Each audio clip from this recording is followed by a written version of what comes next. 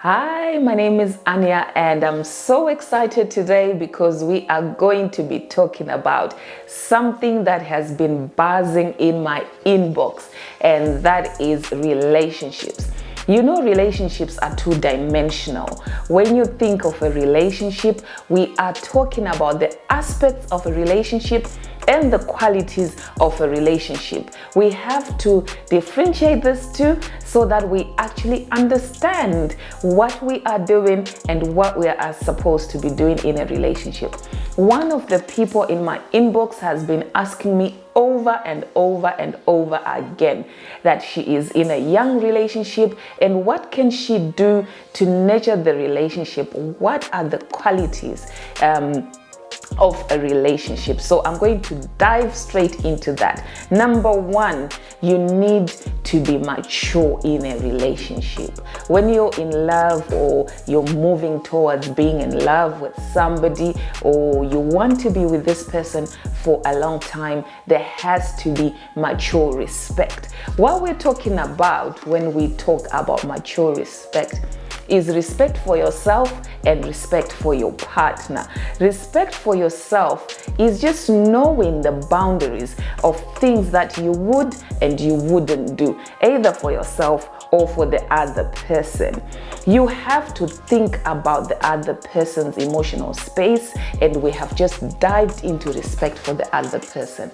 Give them space for their emotions, for their time, and other things they want to do out of your own relationship with them. So give them that respect. Another thing is, when it comes to your partner, you also have to think of their feelings, how they react to certain things. You have to know, watch it, and take it into consideration. It makes part of respect. Thoughtfulness and being attentive is something that you have to be when you are in a relationship. So we're saying, number one, there has to be mature respect for yourself and for your partner. Number two is compromise. Compromise starts where you start to refer to things, especially physical items like your car, your house, as ours and us. In a relationship, compromise starts from that point of mine to ours. When you're in a relationship, nothing ceases to belong to you as a person. It becomes yours and the other person's. As you are doing this, you are teaching yourself to compromise. You see things in the other person's eyes, and as a result, you're able to look at things from their angle as well, match it from where you're looking at it from your angle, and you meet up somewhere in the middle. And as part of compromising, you have to let things go, especially to my ladies out there. Let things go. You can't hold on to something that happened 10 years ago and you're still referring it to in a relationship that is gone past 10 years. It will not work. So learn to let things go, and also learn to agree to disagree. This is very important. When you are disagreeing with the person, reach a point where you actually agree that, okay, we are not meeting each other somewhere. That on its own is compromise. You don't have to agree with what the other person is saying all the time, but you don't have to enforce your ideologies and your thinking in them as well. So learn to agree to disagree, especially on those things that are trivial and minor. And another thing is that is very important in a relationship when we're looking at the qualities is introspection. Look at yourself more than you look at the other person. Remember, your actions, things that you say, the way you feel is mainly governed by you, the person. You give it power. So look at yourself a lot. Where you have made a mistake, when you have done something wrong, always be quick to apologize. And this makes part of compromising. Number 3, every relationship needs to be based on trust, especially to my ladies out there. Don't go into your partner's phone. I know it sounds old and archaic and you say, well, it's our phone at the end of the day. But no. Nowadays, we know the person's phone is also their diary. There's a lot of things in there. And it's part of just giving somebody their personal space. So you should always trust your partner. Don't do things that are going to drive the person away because of your lack of trust. If you don't trust the other person, how are you going to trust yourself in that relationship? So if you have trust issues from the past or from the present, make sure you work on them. But trust is very important. Your partner needs to feel and know that they are trusted. And when you trust somebody, you also have to show it. It is the second aspect of trust. Show the person that you actually trust them. Number 4, love. Obviously, in every relationship, there has to be love. But we are talking about that mature type of love that is not just based on emotions and feelings, which is absolutely brilliant and good, but we are talking about the type of love that I have read somewhere in the Bible that says that love is kind, love is patient, love is not envious, it's slow to anger. So this is the type of mature love we are talking about. Not just that tingly emotion, which is good and nice, but also these things as well. So in a mature relationship, you need to learn to be patient.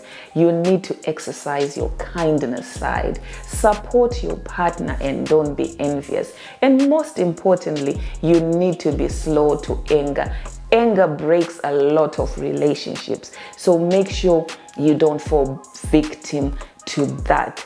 Love also includes covering your partner's faults. There is nothing like being in a relationship with somebody that goes out there to talk about your business all the time, especially the negative type of things that you do in the privacy of your own home. So make sure you cover your other partner's faults, especially when you are out there. That is the mature type of love we are talking about. We're going to go straight into the aspects of a mature relationship. So stay tuned.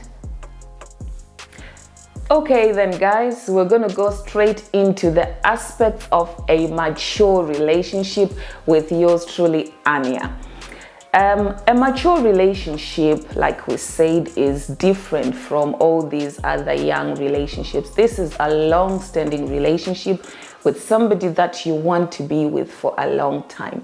There are aspects. Number 1, in every relationship, you should be able to discuss your finances. This is where a lot of people get it wrong. They get into a relationship and they don't talk about their money. They don't talk about who earns how much, how are they going to look at the bills, and it becomes a worry and frustration, especially when they start to live together. Have that mature discussion and conversation about how you are going to do your finances together. Remember, in the other video we said you have to compromise, and part of that is working together. So have a financial plan down. Talk about exactly where you want to be as a couple in the next year, 2 years, 3 years, 5 years going on. And also discuss your bills, your incomings, your outgoing. And that is something that a lot of people, like I said, fell short of, but should be number 1 when we look at the aspects of a mature relationship. Number 2, you have to plan. You cannot just do a relationship anyhow. If this is going to be a mature relationship, there has to be some planning. You plan your children, you plan when you want to buy your house, you plan your holidays, you plan even just being at home, there has to be planning so that everybody knows what they are doing. Gone are the days when we used to just do relationships anyhow because we know that it doesn't work. So point number 2 is planning. Number 3, you have to inject some romance in your relationship, especially when you have been together for a long time. You are used to the person, but every now and again, bring in something new, something different, something that is going to reignite that type of passion that you felt for each other before. Ladies, you know what I'm talking about. Guys, you definitely know what I'm talking about, right? Number 4, and the last one for today, you have to realize that when you are in a relationship with somebody, regardless of culture, background, race, type of relationship, you have to know that the other person's relatives become your relatives. When you're in a relationship with somebody, the other person's mother becomes your mother, the brother becomes your brother, the sister becomes your brother. So the relationship is between the two of you, but it is also with the wider community. So you have to embrace the other person's relatives, especially the parents, because obviously if it wasn't for them, your partner would not be there. So hopefully this helps somebody out there. Thank you. Bye.